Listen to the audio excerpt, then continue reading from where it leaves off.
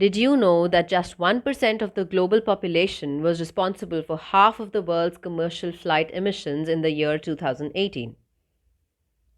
This number doesn't even account for private flying, which is the most energy intensive form of travel due to tiny numbers of passengers. Private jets fly with just over 4 people per flight on average.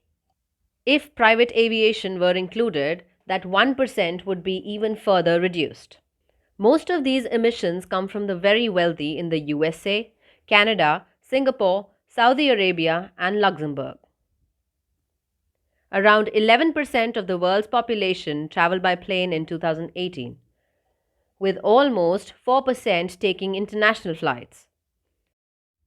This shows that the responsibility for airline pollution isn't shared evenly, yet its effects are felt all around the globe. Aviation is one of the world's largest sources of planet warming greenhouse pollution, accounting for some 2.5% of all emissions each year before the start of the COVID-19 pandemic.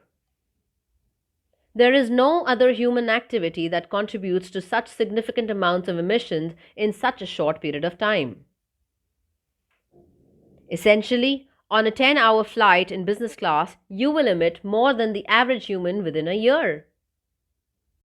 Aviation industry has built up massive overcapacities which has led to decline in the cost of air travel, and with cheaper air travel, people fly more.